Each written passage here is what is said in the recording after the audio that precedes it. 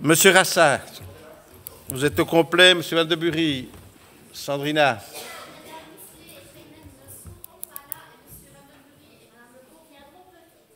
Ah, Monsieur Capa. Madame Defrant. Monsieur Lejeune. Merci bien. Avant d'entamer nos réunions, je vous informe que le schéma des travaux qui occuperont notre semaine se présente comme suit. Lundi, donc aujourd'hui, date de clôture du dépôt des amendements budgétaires, ouverture et fermeture de la discussion sur les modifications budgétaires 2022, les taxes 2023 et le budget 2023, y compris la note de politique générale, examen et vote des dossiers traditionnels. Demain, mardi 8 novembre, réponse des députés provinciaux aux interventions sur leurs compétences spécifiques et intervention des chefs de groupe sur les modifications budgétaires 2022, les taxes 2023 et le budget 2023. Je vous rappelle l'ordre de passage. En premier lieu, les engagés. En second lieu, le PS. Ensuite, Écolo, le PTB et le MR. Jeudi 10 novembre, question d'actualité.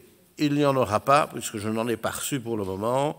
Réponse du Collège provincial aux interventions des chefs de groupe et vote de l'Assemblée sur la 3e série de modifications budgétaires 2022, la 4e série d'emprunts de couverture extraordinaire 2022, les taxes provinciales 2023, le budget 2023 et la première série d'emprunts de couverture extraordinaire 2023. Vous trouverez bien entendu sur vos bancs l'ordre du jour actualisé de la séance de ce jour. Point 1 de l'ordre du jour actualisé, lecture du résumé du procès-verbal de la réunion du 20 octobre 2022. Je donne la parole à Monsieur le Premier secrétaire pour la lecture de ce résumé. Merci, Monsieur le Président. Je serai bref.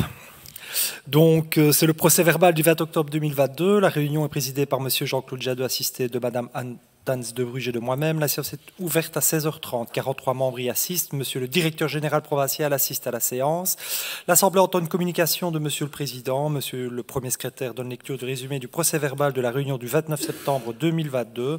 L'Assemblée adopte à l'unanimité le document 2122/455. Le procès-verbal de la réunion du 29 septembre est approuvé. La séance publique est levée à 16h40. Merci, Monsieur le Premier secrétaire. L'approbation du procès-verbal interviendra en fin de réunion. Point 2 de l'ordre du jour actualisé, éloge funèbre de Monsieur Gaston Gérard, député permanent honoraire.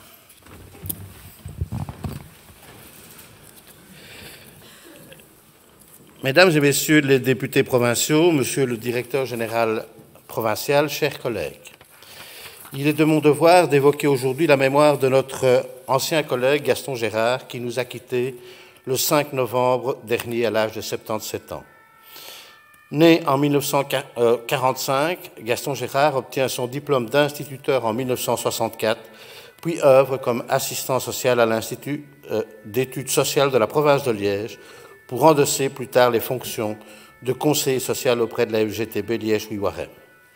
Il sera ensuite engagé au ministère de la Prévoyance sociale, où il s'occupera plus spécifiquement de la personne handicapée. Conscient de la nécessité de l'action politique et syndicale, Gaston Gérard participera à de nombreuses élections communales, et c'est ainsi qu'en 1971, il sera élu conseiller communal sur les listes du Parti socialiste de sa commune natale, Antey, pour devenir 6 ans plus tard échevin de l'entité de Wans. L'année 1977 marque également pour Gaston Gérard le début de sa carrière provinciale. Mais c'est en février 1981 que lors de la promotion de Guy Côme comme secrétaire d'État, il devient député permanent et le restera jusqu'en 2006. Celui qui fut un ardent défenseur du maintien du circuit de Spa-Francorchamps, en lançant l'opération Francorchampion, sera la base de la création de la Maison des Sports qui regroupe toutes les fédérations sportives, une première en Wallonie.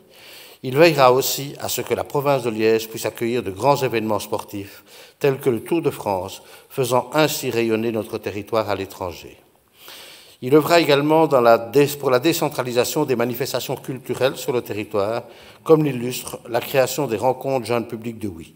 Très attaché à sa commune de Wans et à l'arrondissement de Ouiwarem, il s'attellera à la mise en valeur du château de Joët, fleuron de notre patrimoine, son plus beau projet pour certains.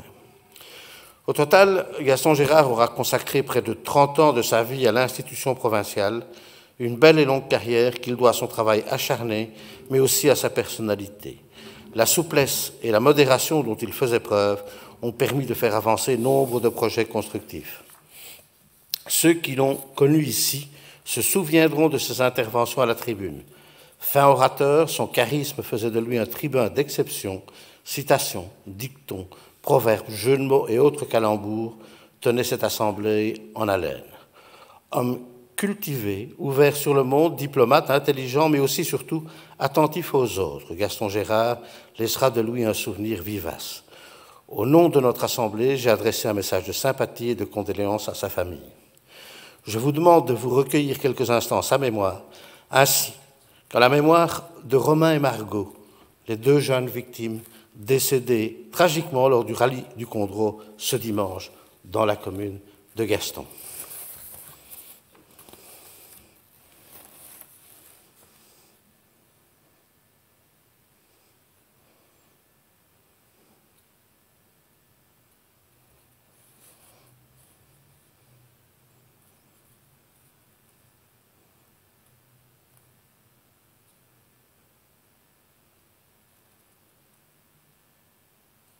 Je vous remercie.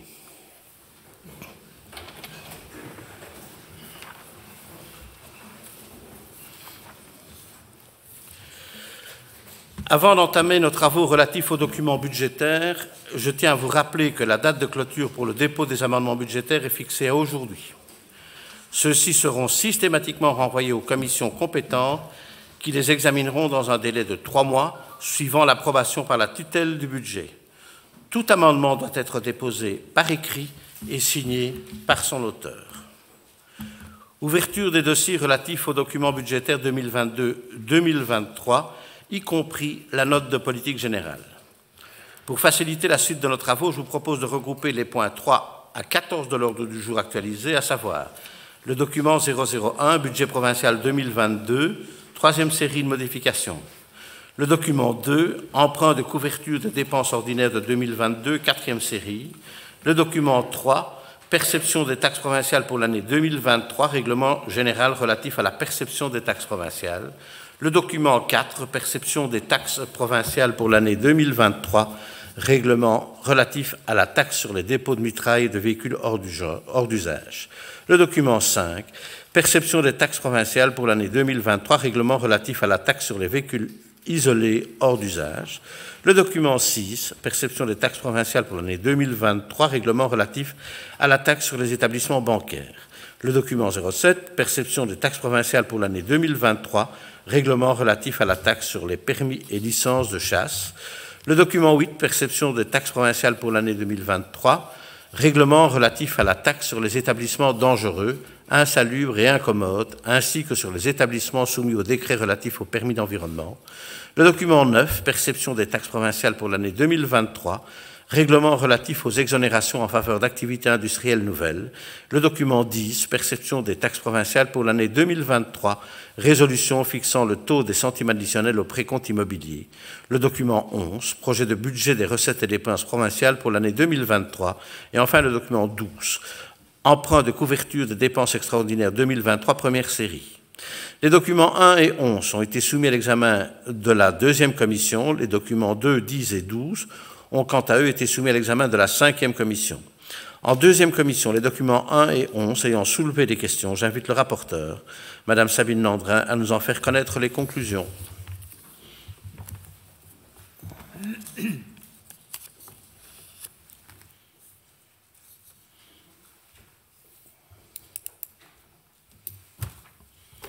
De la parole, Madame la conseillère. Merci, Monsieur le Président. Messieurs, Mesdames, tout d'abord, j'aimerais remercier, au nom des membres des différentes commissions, les agents provinciaux présents lors de nos travaux, tant pour leur disponibilité que pour la précision des réponses apportées aux très nombreuses questions. La deuxième commission s'est réunie ce 21 octobre 2022 afin d'examiner le projet de budget 2023. Il a d'abord été rappelé que les commissions du Conseil ont examiné préalablement les articles budgétaires les concernant. Chacune des commissions a établi un rapport Ceux-ci n'ont pas suscité de questions en deuxième commission. La deuxième commission a donc pu examiner les points du projet de budget la concernant. Plusieurs questions ont été posées, à savoir un conseiller demande pour avoir le cadastre des équivalents temps plein de 2018, 2022 et prévision 2023. La députée répond que cette information lui sera fournie dès que possible lorsque le service du personnel aura dressé les différents chiffres et leur évolution. Comme il n'y a plus de crédit inscrit sous la rubrique direction du protocole, une conseillère demande si la dite rubrique est éventuellement reprise sous un autre libellé. Le service du budget lui répond que le protocole est dorénavant repris sous le centre financier du département Direction des relations internationales et que les crédits relatifs y ont été glissés. Une conseillère constate une augmentation de 400 000 € en dépenses de personnel au niveau du département de la communication. La députée lui répond que la volonté du collège est de rassembler tous les agents qui s'occupent de la communication des différents départements, santé, sociale, sport, culture, infra, au même endroit et donc au sein du département de la communication générale, avec une évaluation au bout de 6 mois. Au cours d'une première phase, plusieurs agents ont intégré ce département, ce qui explique cette augmentation de dépenses de personnel. 6 agents du département enseignement et formation et 1 agent du département des infrastructures doivent encore y être rapatriés. Les crédits seront donc à nouveau adaptés en fonction durant l'année 2023. Une conseillère demande pourquoi un crédit de 100 000 € subsiste pour l'ASBL Liège Europe Métropole alors qu'elle est dissoute. Le service du budget répond que c'est un souhait du député président de laisser cet article ouvert au cas où une facture ou certains frais devraient encore être honorés. Le crédit sera ajusté lors de la prochaine modification budgétaire. Dans le cadre du remboursement d'emprunts pour le complexe Németh-Vémont, une conseillère demande pourquoi on passe de 23 000 à 101 000 €. Le service du budget répond que le crédit concerne la réfection de la piste. Le service précise qu'à l'extraordinaire, les travaux sont financés sur base de la trésorerie provinciale que l'on reconstitue par la suite par emprunt.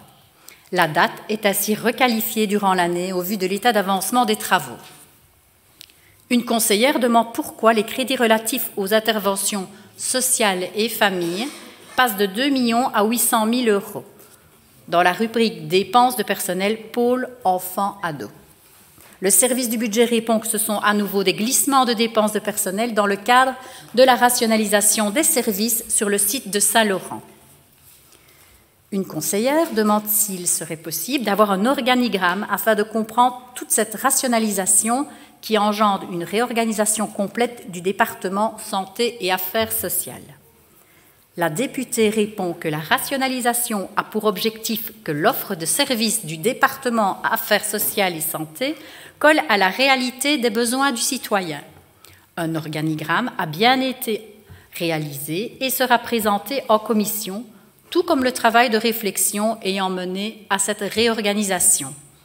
L'idée était d'abord de présenter cette réorganisation au personnel concerné afin qu'il y adhère. Une conseillère s'étonne de l'absence de crédit budgétaire pour le traitement des eaux usées et des immondices. Le directeur financier répond que dans le cadre de l'objectif du collège d'économie de 15% à atteindre d'ici 2024, la volonté du député en charge des infrastructures était et est de réduire les subsides Intradel et SWDE sur 3 ans. Diminution de 25, puis 50, puis 100%. Les intercommunales ont été informées il y a 2 ans déjà de la démarche. Une conseillère affirme que lors de la présentation du budget, il a été expliqué qu'il n'y aurait pas de crédits généraux.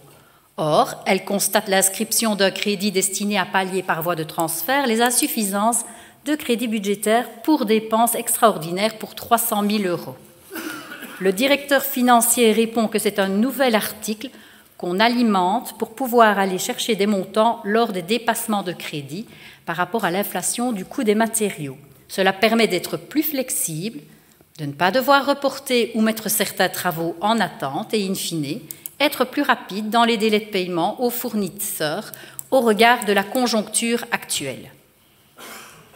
Une conseillère remarque qu'à l'extraordinaire, un crédit de 2 800 000 € est inscrit pour des travaux au domaine provincial de Ouégimont et s'interroge sur l'objet de ces travaux. Le service du budget répond que c'est suite à un appel à projet pour la valorisation du patrimoine et plus précisément le remplacement des châssis. Un subside a été inscrit en recette, mais doit être confirmé courant 2023. Le directeur financier apporte une explication à la question posée par une conseillère lors de la présentation du budget concernant la ventilation de l'augmentation des dépenses de personnel avec et sans les index. En 2022, avec les index, l'économie était de 6 507 160 € et sans les index, cela aurait été une économie de 12 933 390 €. Le coût des index est donc de 5 425 230 €. La deuxième commission a examiné le document 22-23-001 Budget provincial 2022, troisième série de modifications. Ce point a soulevé des questions, à savoir: une conseillère demande si l'augmentation de l'allocation sociale directe des députés de 8 400 € est liée à l'index. Après renseignement pris auprès du service pécuniaire, c'est bien dû à l'index. Une conseillère demande si les opérateurs concernés par rapport au point concernant les interventions dans les dépenses d'opérateurs partenaires porteurs de projets subsidés par la province et pourquoi les crédits diminuent de 35 000 €. Le service du budget répond qu'il s'agit de la haute école et des écoles secondaires partenaires qui établissent des projets. La diminution est due à l'arrivée à terme de certains d'entre eux. Une conseillère s'interroge sur le montant d'1 € inscrit en subside pour les bornes de vélo électriques, demandant si c'est parce qu'il n'y avait pas eu d'installation en 2022. Le directeur financier répond que la province a lancé un marché pour les communes. Celles-ci n'ont pas encore passé commande en 2022, donc pas de facture reçue. Les crédits seront réinscrits selon les commandes en 2023. Une conseillère demande ce qu'est le gîte de Vieux-Ville. La députée répond que c'est un site provincial qui fait partie de la SBL, domaine touristique des Vallons de la Lambrée, qui mène des actions au niveau touristique. Une conseillère s'étonne que lors du dernier CA de l'Opéra, il a été annoncé qu'il y avait une réduction de subsides de la province pour 2022. Un conseiller ajoute que c'est la même chose pour l'OPRL. En janvier, l'Opéra a reçu un courrier afin d'annoncer le montant du subside à recevoir pour l'année 2022 et fin août, il a reçu un courrier annonçant que le subside serait moindre. La conseillère estime que ce n'est pas très correct de changer en cours de route et que cela empêche les opérateurs d'établir un budget correct. Le service du budget répond que le subside annoncé pour 2022 a bien été octroyé entièrement. C'est en 2023 que le montant sera diminué. Une autre commissaire se demande où se trouve dans le projet de budget, le point concernant le deuxième pilier des pensions. Il est répondu que comme les infos données par ETIAS sont arrivées très tard et que le budget et les modifications budgétaires étaient bouclées, on a préféré faire un dépassement de crédit. On puisera dans les réserves, la Cour des comptes fera la remarque, mais c'est tout à fait explicable puisque c'est pour avoir un gain de plus ou moins 7 millions d'euros. On refera une modification budgétaire rapidement en 2023 pour rectifier tant sur la modification budgétaire que sur le projet de budget. On inscrira les crédits en dépenses et en recettes et il y aura un décaissement en moins, donc on rectifiera cela début 2023. La commission a voté, et ça je n'ai pas les résultats des votes. 6 voix pour et 5 abstentions. Voilà. La deuxième commission s'est ensuite penchée sur le projet de budget des recettes et dépenses provinciales pour l'année 2023. Il n'y a pas eu de questions. Le résultat des votes est, je suppose, le même. Tout à fait. Voilà. Je vous remercie pour votre attention.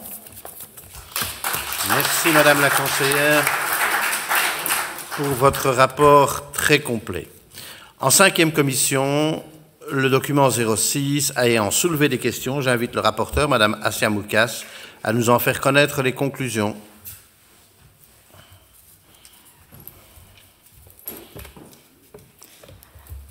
Bonjour, merci, monsieur. Merci. Donc, lors de la réunion de la 5e commission le mercredi 19 octobre, une question a été soulevée par une commissaire concernant le document 22-23-006 qui concerne le règlement relatif à la taxe sur les établissements bancaires. Donc, elle a été demandée, est-ce que les établissements bancaires ou les distributeurs qui sont concernés par cette taxe? Madame Lapaille, directrice et coordinatrice du département financier de la province, répond que c'est les établissements bancaires qui sont taxés et non les guichets automatiques. C'est interdit par l'autorité fédérale. Le député précise que le service financier de la province a fait une analyse complète et a présenté l'état général de la situation financière et des taxes. Le point a été voté 10 fois pour et 2 abstentions. Merci, Madame la conseillère provinciale. Les autres documents. Les autres documents 02, 03, 04, 05, 07, 08, 09, 10 et 12 n'ayant soulevé aucune remarque ni aucune question, votre 5e commission vous propose de les adopter. Par 7 voix pour et 5 abstentions pour les documents 2 à 4 et le document 12, par 10 voix pour et 2 abstentions pour les documents 05, 06, 08 et 09, par 11 voix pour et 1 abstention pour le document 07, et enfin par 10 voix pour, 1 voix contre et 1 abstention pour le document 010. J'ouvre la discussion générale. Je vous rappelle que toutes les questions doivent être posées aujourd'hui. Je prends note des intervenants qui souhaitent intervenir. Oui. Monsieur Delray. Oui. Monsieur Piron.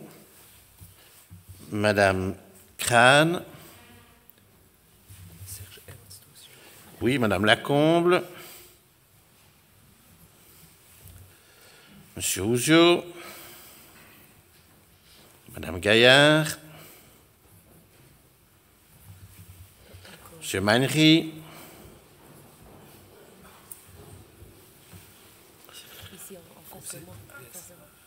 Monsieur Nissen. Monsieur Ernst. Madame Bastin. D'autres interventions? Je n'ai oublié personne. On est d'accord, Monsieur Delray. À vous d'ouvrir le feu.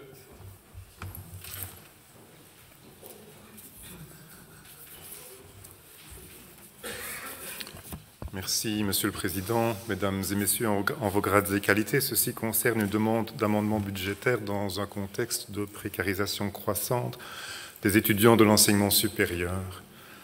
La précarité étudiante est un phénomène grandissant en Belgique et l'augmentation du prix des différentes charges en termes d'alimentation, de loyer, d'énergie pourrait accentuer ce problème. Un récent rapport des bureaux d'études BDO-Sonecom, commandité par le cabinet Marcourt en 2019, indique que 36% des étudiants de l'enseignement supérieur en Fédération Wallonie-Bruxelles seraient en situation de précarité. Un nombre inquiétant qui risque d'encore augmenter au vu de la crise énergétique aiguë qui s'annonce pour cet hiver. Selon une récente enquête de la FEF, il serait 63% des étudiants à avoir modifié leur comportement face à cette crise énergétique. Dans ce contexte d'urgence sociale, le groupe PTB souhaiterait que les fonds destinés au remboursement des étudiants soient augmentés. Le service social de la Haute École de la province devrait pouvoir recevoir des fonds supplémentaires et agir de manière proactive pour se faire connaître et venir en aide à un maximum d'étudiants en difficulté. Nous proposons dès lors de doubler le montant alloué à l'article budgétaire concerné pour atteindre les 500 000 €. Merci pour votre attention. Merci, Monsieur le conseiller. Monsieur Piron.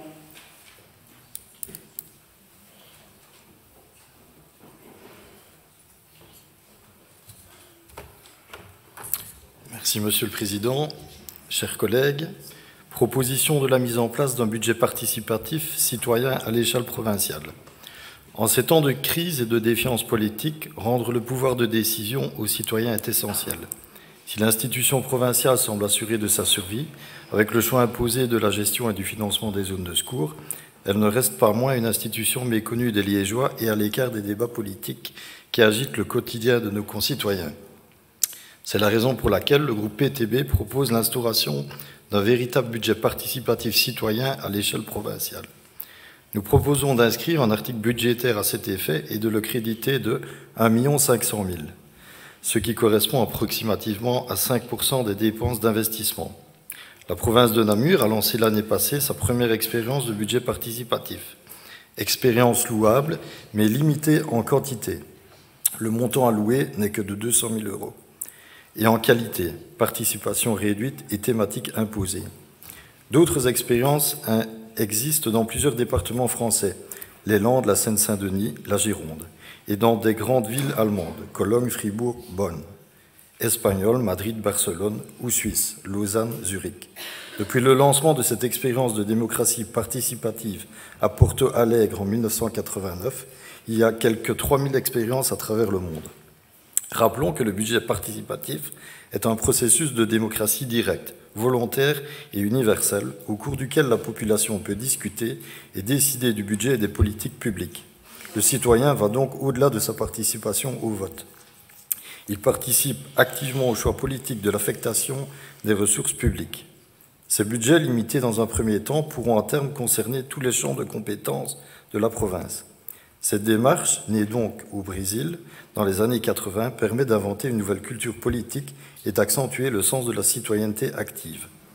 À titre d'exemple, la ville de Porto Alegre, 1,3 million d'habitants, élabore son budget participatif de cette manière. Le budget participatif comporte 4 espaces différents. Premièrement, l'exécutif, le collège qui initie le budget participatif. Deuxièmement, le législatif, l'ensemble des élus. Troisièmement, la société civile, c'est-à-dire l'ensemble des habitants pouvant participer de diverses façons, directement ou indirectement, comités, associations. Et enfin, quatrièmement, la pyramide participative, organisée en secteurs, territoires définis ou par thématique, syndicats, agriculteurs. La pyramide participative est constituée donc de plusieurs échelons, de l'échelle micro-locale au conseil de participation, où siègent citoyens et élus, en passant par les forums sectoriels et thématiques. L'expérience du BP au Brésil et ensuite partout dans le monde témoigne d'un grand potentiel d'innovation et de correction. Le dispositif s'améliorant sans cesse et même des alternatives voient le jour comme un budget participatif des jeunes. Aujourd'hui, avec les innovations technologiques et les plateformes numériques disponibles, il est encore plus aisé d'organiser de tels budgets participatifs, sans pour autant renoncer à des rencontres et forums, comme l'on dit aujourd'hui en présentiel, avec les citoyens et le monde associatif. Les budgets participatifs apportent un espoir de démocratie. En tout cas, ils réorientent les politiques locales en faveur des plus démunis et des classes populaires et en faveur de la nécessaire transition écologique. Nous espérons que le Collège mettra à profit les 2 années restantes de cette législature pour tenter une première expérience de budget participatif. Merci pour votre attention. Merci, Monsieur le conseiller. J'invite Madame Crane à nous rejoindre.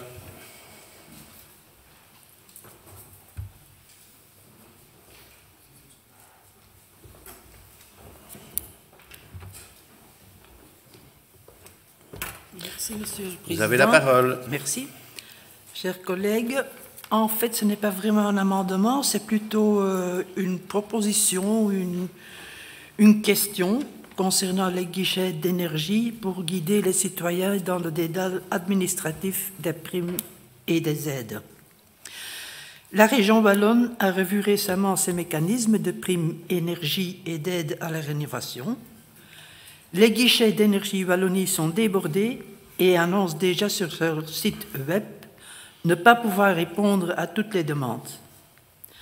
Certaines communes envisagent ou ont déjà instauré des primes à la rénovation ou à l'isolation. Enfin, certains CPS annoncent l'extension du tarif social, même si pour l'instant le financement de la mesure est encore en débat. Dans ce contexte, quel pourrait être l'apport des services sociaux de la province et en particulier du Carrefour Santé Sociale? En particulier, la province peut-elle envisager d'installer ses propres guichets énergie pour venir en aide aux citoyens dans les dédales administratifs des primes et des aides auxquelles il a droit. Merci pour votre attention. Merci Madame la conseillère. J'invite Madame Lacombe.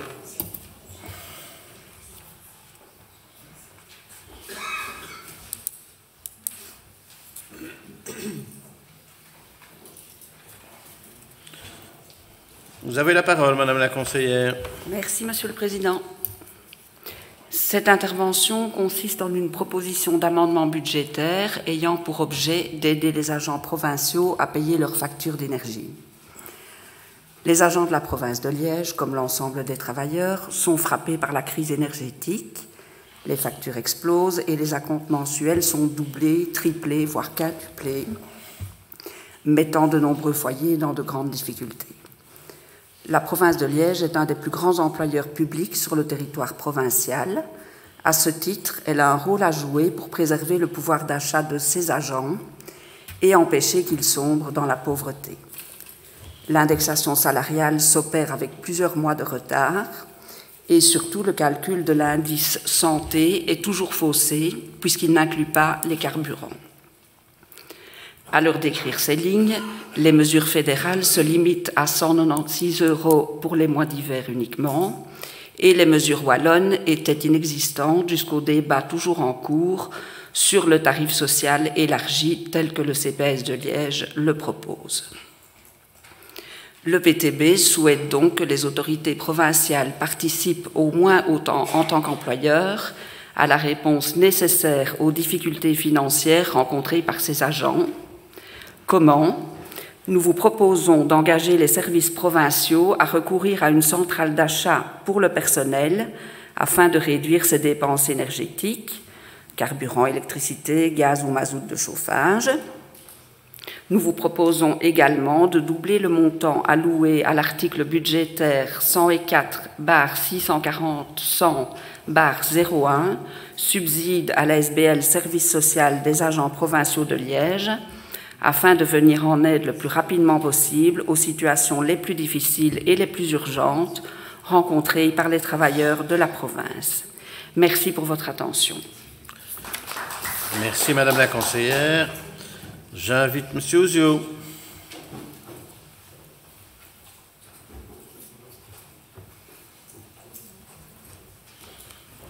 Vous avez la parole, Monsieur le conseiller. Merci, Monsieur le Président. Monsieur le député président, chers collègues, vous savez que je suis particulièrement intéressé par la culture, donc ce sera une question sur cet objet-là. Le budget 2023 prévoit un montant de 2 205 600 €, ce qui est quand même un montant important, pour la rénovation du hangar situé quai Godefroy Kurt. Est-ce que vous pourriez me fournir des précisions sur le montage financier de cette somme, sur les subventions que l'on pourrait obtenir dans le cadre de ce projet?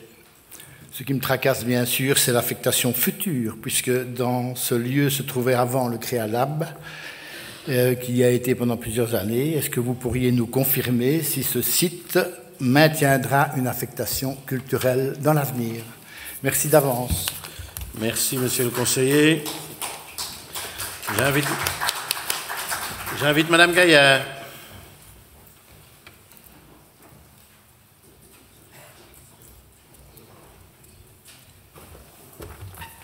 Merci, Monsieur le Président, Monsieur le Directeur Général, chers collègues. Je vais commencer par une question. Lors du budget 2020, il avait été noté que des fontaines à eau allaient être installées dans toutes les implantations provinciales. Où en est ce projet? Quand peut-on espérer voir les premières installées? La même demande avait été introduite à Oui peu après nos échanges. 2 fontaines viennent d'être mises en route sur le domaine public pour le plus grand bonheur de toutes et de tous. Comme quoi c'est possible. Proposition de modification. Ayant reçu l'information que les gourdes demandées depuis longtemps sont dans les murs provinciaux, il y a un exemplaire sur mon pupitre, une partie de ces gourdes ont d'ailleurs commencé à être distribuées lors de la fête du personnel du château de Jeuet. Je demande donc une modification budgétaire d'1 € en frais de fonctionnement et en frais de personnel afin d'être sûr qu'elles soient enfin bien distribuées dans les prochaines semaines ou mois. Deuxième modification proposée, le calendrier du rythme scolaire vient de changer. Il demandera aux enfants d'aller à l'école début juillet et fin août. La période où ils pourront faire face aux températures élevées s'agrandit donc. Vivre sans jardin augmente le sentiment de subir la chaleur sans pouvoir y échapper. Que dire des cours de récré dans les écoles? Lors de l'ouverture des théâtres jeunes publics à l'IPES de Huy, j'ai pu le vérifier. C'était une véritable fournaise dans la cour, sans aucune possibilité d'y échapper. Les périodes de chaleur intense impliquent d'adapter le bâti et son environnement, avec des plantations d'arbres pour l'ombre, avec de la végétalisation qui diminue la sensation de chaleur, avec l'installation de fontaines à eau, des sols clairs, des sols perméables à la pluie. Un projet pilote est en cours depuis 2019 à l'IPES Esbeil à Warem. À quand une extension de ce projet à toutes les implantations provinciales? Je propose donc une modification budgétaire d'1 euro pour un audit des cours des écoles provinciales et ce qui peut être changé et ou amélioré. Je vous remercie. Merci, Madame la conseillère. Monsieur Magnery.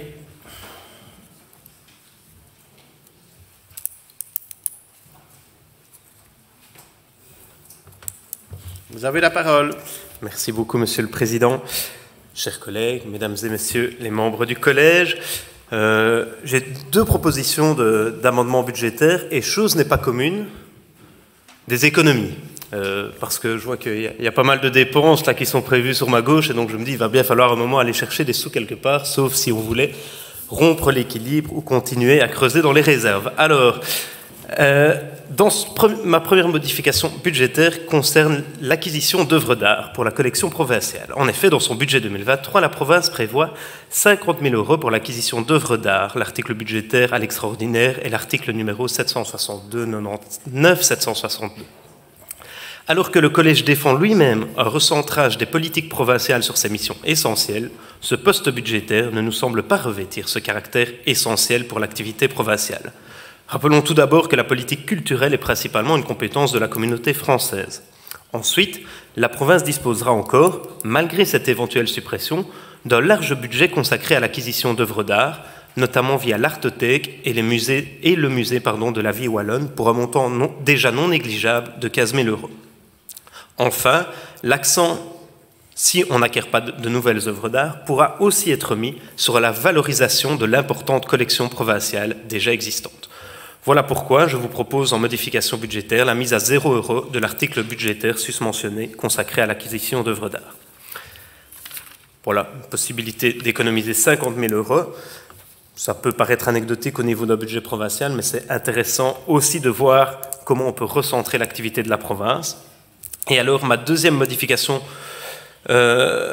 budgétaire concerne quant à elle les recettes, et notamment la recette qui concerne la taxe sur les agences bancaires. Cette taxe s'élève, en prévision budgétaire, à 165 000 €, et c'est l'article budgétaire 040 70 10 90 01, au service ordinaire évidemment. En 2000, j'évoquais déjà ici même l'éventualité de la modification de cette taxe, qui s'élève actuellement à 372 € par agence bancaire. Je ne sais pas si vous imaginez, 372 € par an par agence bancaire. Vous conviendrez avec moi, j'espère que c'est une somme plutôt anecdotique. Et en effet, par contre, il y a moyen d'augmenter cette taxe. En effet, face à la disparition progressive des distributeurs de cash dont les citoyens se plaignent, nous proposions de moduler cette taxe afin d'exonérer totalement ou partiellement les banques qui rendent un réel service à la population en offrant un distributeur de cash dans des endroits qui en sont dépourvus. Et on pourrait également récompenser, inciter les banques à offrir d'autres types de services à la population que la province a envie de promouvoir. Je pense par exemple à l'ouverture d'un guichet physique, ce qui n'est plus le cas de toutes les banques. Diminuer et exonérer partiellement la taxe pour certaines agences et en contrepartie l'augmenter pour les autres agences n'offrant pas ces services, les services susmentionnés à la population.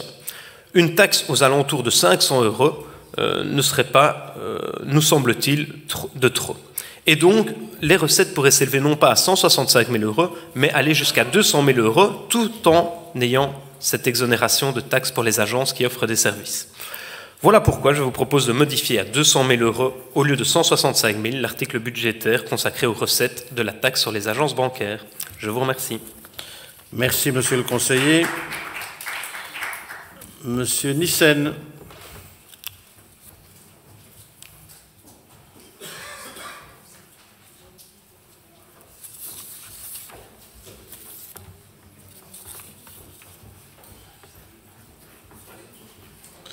Vous avez la parole, monsieur le conseiller. Merci, Monsieur le Président, Monsieur le Directeur général, Mesdames et Messieurs les députés, chers collègues. Ma question s'adresse à Madame la députée Brodure. Madame la députée, en septembre 2021, un appel à projet concernant la stratégie numérique pour l'enseignement supérieur était lancé dans le cadre du plan européen pour la reprise et la résilience. Certaines de nos écoles concernées y ont répondu favorablement, puisqu'il y a des montants inscrits au budget. J'aurais voulu savoir, Madame la députée, en quoi consistent ces projets, en tout cas ceux qui ont été retenus, et quels sont les financements qui ont été obtenus. Je vous remercie. Merci, monsieur le conseiller.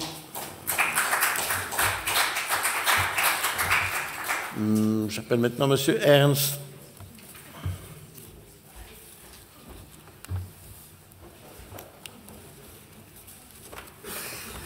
Merci, Monsieur le Président.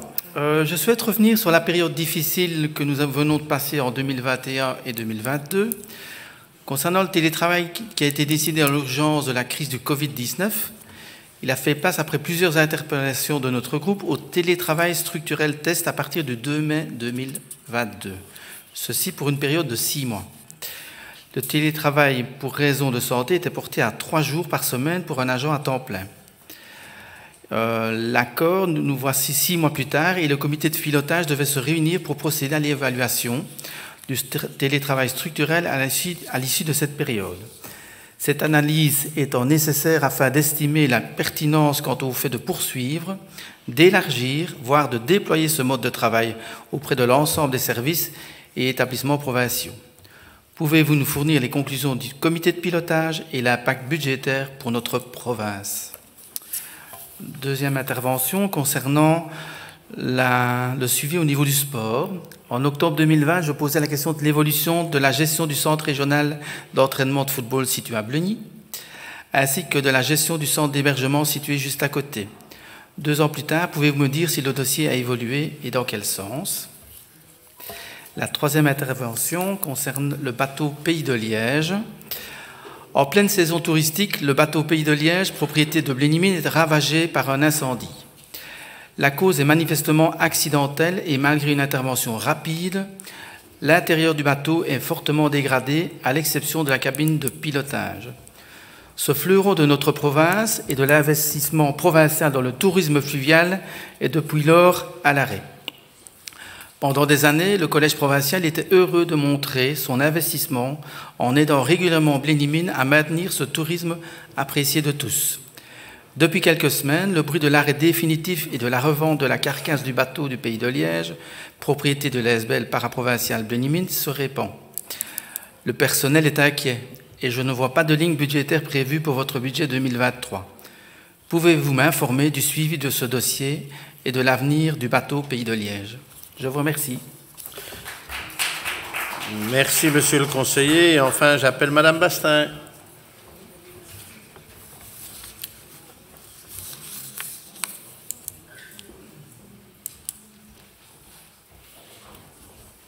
Vous avez la parole, madame la conseillère. Merci, monsieur le président. Très chers collègues, suite à un mail reçu il y a quelques mois d'un membre du personnel fraîchement pensionné travaillant en tant que coordinatrice du projet du CAS, nous nous posons les questions suivantes. Avez-vous donné un suivi à ce courriel? La réorganisation du CAS a-t-il un impact budgétaire? Cette même réorganisation a-t-elle un impact sur la motivation du personnel et surtout le futur fonctionnement du CAS? Je vous remercie pour votre attention. Merci, madame la conseillère. Plus de demandes d'intervention. Si plus personne ne souhaite intervenir, je clôt la discussion générale. Point 15 de l'ordre du jour, le document 13, subsides supracommunaux, octroi d'une promesse ferme pour des dossiers ayant obtenu une promesse de principe antérieurement. Ce document a été soumis à l'examen de la première commission et n'a soulevé aucune question. C'est donc par 5 voix pour et 2 abstentions que votre première commission vous propose de l'adopter. Quelqu'un souhaite-t-il intervenir? Pas d'intervention, je clôt la discussion générale. Nous pouvons passer au vote. Qui est pour les conclusions de la première commission? Unanimité, le Conseil adopte les 6 résolutions. Les points 16 à 19 de l'ordre du jour ont été regroupés à la demande des membres de la première commission. à savoir les documents 14 à 17. Octroi de subventions en matière de culture, demande de soutien de 7 ASBL dans le cadre de leur programmation du premier semestre 2022 et des ASBL Centre Wallon d'Art Contemporain, Centre culturel du Stavelot-Trois-Ponts et Incité Mondi. Ces 4 documents n'ayant soulevé aucune question, c'est par 5 voix pour et 2 abstentions que votre première commission vous propose de les adopter. Quelqu'un souhaite-t-il intervenir? Pas de demande d'intervention, je clôt la discussion générale. Nous passons au vote. Pouvons-nous procéder à un vote globalisé? Qui est pour les conclusions de la première commission en ce qui concerne ces 4 documents? Unanimité, le Conseil adopte les 4 résolutions. Les points 20 à 24 de l'ordre du jour ont été regroupés à la demande des membres de la première commission, à savoir les documents 18 à 22. Rapport d'évaluation annuelle relatif au contrat de gestion conclu entre la province de Liège et les ASBL, conférence des bourgmestres des communes germanophones, conférence d'arrondissement des bourgmestres et du Collège provincial de Liège, Liège Métropole, Liège Europe Métropole, Théâtre de Liège et MN-EMA. Exercice 2021, prévision 2022. Ces 5 documents n'ayant soulevé aucune question, c'est par 5 voix pour et 2 abstentions que votre première commission vous propose de les adopter. Quelqu'un souhaite-t-il intervenir? Pas d'intervention, je clôt la discussion générale. Nous passons au vote. Pouvons-nous procéder à un vote globalisé? OK. Qui est pour les conclusions de la première commission en ce qui concerne ces 5 documents? Unanimité, le Conseil adopte les 5 résolutions. Les points 25 à 33 de l'ordre du jour ont été regroupés à la demande des membres de la deuxième commission, à savoir les documents 23 à 31, octroi de subventions en matière de sport, demande de soutien des ASBL RCS Sartillement, Liège Académie Basket, Basket Club de Fléron, Liège Panthers, Ligue francophone de handball, Sport et santé, Volleyball Club Poirem, Basse-Meuse Football Academy et RFCS Jeunesse. Le document 028 a soulevé des questions. Ayant soulevé des questions, j'invite le rapporteur, Mme Sandrine Gaillard, à nous en faire connaître les conclusions.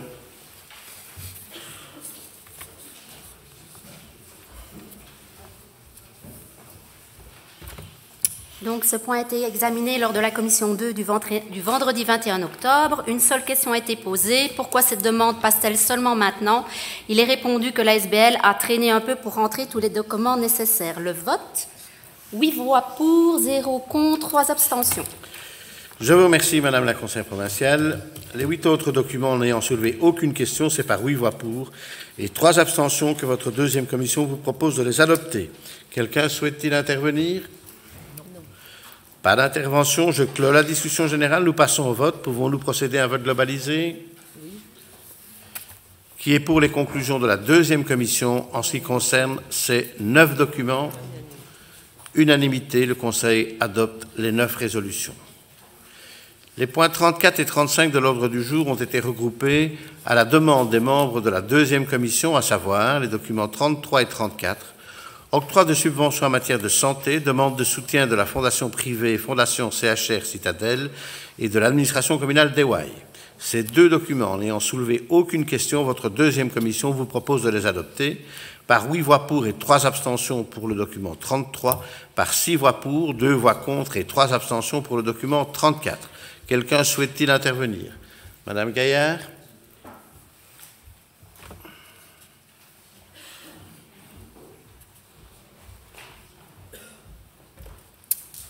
Merci, Monsieur le Président. Je vais intervenir sur le point 34. Donc, il nous est demandé d'octroyer un subside à l'administration communale d'Ewaï pour la location d'un chapiteau pour l'organisation des aqualiennes. Subside pris sur le budget santé. Ne connaissant pas cette organisation, j'ai été googlée et je suis arrivée sur le site Fêtes et Folklore de la commune où il est noté « Les aqualiennes à Ewaï, ex-Fêtes aux Cerises, sont de retour en 2022 et ce, plus chaud que jamais ». Au programme, soirée, barbecue, scoutisme, brocante, rencontre, les meilleurs éléments pour une ambiance de folie.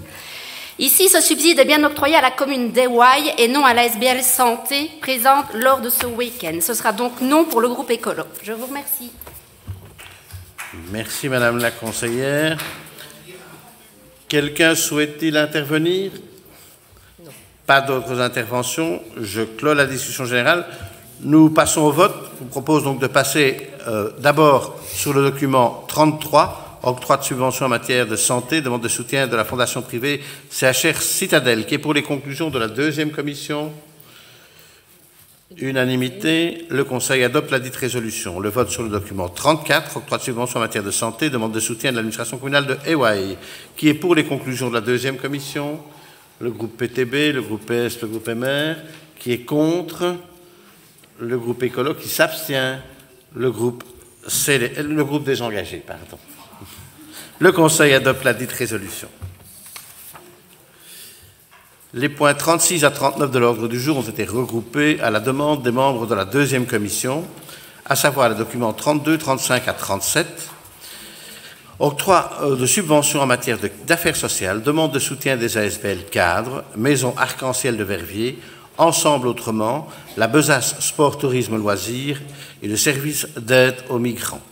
Ces 4 documents n'ayant soulevé aucune question, c'est par 8 voix pour et 3 abstentions que votre deuxième commission vous propose de les adopter. Quelqu'un souhaite-t-il intervenir? Pas d'intervention. Je clôt la discussion générale. Nous passons au vote. Pouvons-nous procéder à un vote globalisé? Qui est pour les conclusions de la deuxième commission en ce qui concerne ces 4 documents? Unanimité, le Conseil adopte les 4 résolutions. Les points 40 et 41 de l'ordre du jour ont été regroupés à la demande des membres de la deuxième commission, à savoir les documents 38 et 39, rapport d'évaluation annuel relatif au contrat de gestion conclu entre la province de Liège et les ASBL, Centre de réadaptation au travail, le CRT, et le service social des agents provinciaux. Ces 2 documents n'ayant soulevé aucune question, c'est par 8 voix pour et 3 abstentions que votre deuxième commission vous propose de les adopter. Quelqu'un souhaite-t-il intervenir? Pas d'intervention, je clôt la discussion générale. Nous passons au vote. Pouvons-nous procéder à un vote globalisé? Qui est pour les conclusions de la deuxième commission en ce qui concerne ces 2 documents? Unanimité, le Conseil adopte les 2 résolutions. Les points 42 et 43 de l'ordre du jour ont été regroupés à la demande des membres de la deuxième commission, à savoir les documents 40 et 41, désignation de comptable des matières effectives et suppléantes pour l'IPEPS de Wiwarem et désignation d'une comptable des matières effectives pour l'IPEPS de Serein Orientation Technique. Ces 2 documents n'ayant soulevé aucune question, c'est par 8 voix pour et 3 abstentions que votre deuxième commission vous propose de les adopter. Quelqu'un souhaite-t-il intervenir? Pas de demande d'intervention, je clôt la discussion générale. Nous passons au vote. Pouvons-nous procéder à un vote globalisé? Qui est pour les conclusions de la deuxième commission en ce qui concerne ces 2 documents? Unanimité, le Conseil adopte les 2 résolutions. Les points 44 et 45 de l'ordre du jour ont été regroupés à la demande des membres de la deuxième commission, à savoir les documents 42 et 43, mise en non-valeur de créances dues au compte de divers établissements provinciaux, du centre hospitalier spécialisé, l'accueil de Lierneux et à la bibliothèque des Chirous. Ces 2 documents n'ayant soulevé aucune question, c'est par 8 voix pour et 3 abstentions que votre deuxième commission vous propose de les adopter. Quelqu'un souhaite-t-il intervenir? Pas d'intervention, je clôt la discussion générale. Nous passons au vote. Pouvons-nous procéder à un vote globalisé? Qui est pour les conclusions de la deuxième commission en ce qui concerne ces 2 documents?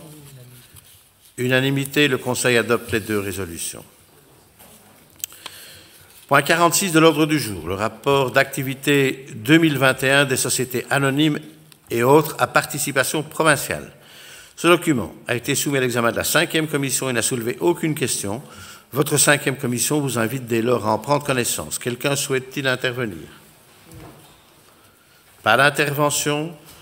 Je clôt la discussion générale. Il s'agit d'une prise de connaissance. Le Conseil prend connaissance des rapports d'activité 2021 des sociétés anonymes et autres à participation provinciale.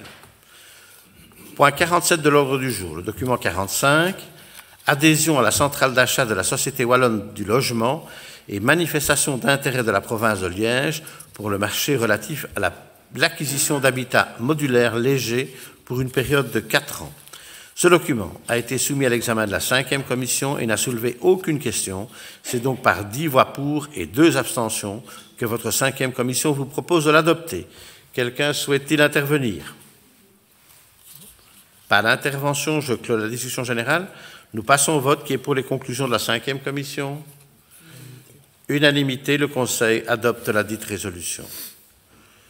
Le point 48 de l'ordre du jour. Le document 46, projet de fusion par absorption de la SCRL Foyer Malmédien par la SC Nocité. Convocation à 2 assemblées générales extraordinaires du 9 novembre 2022.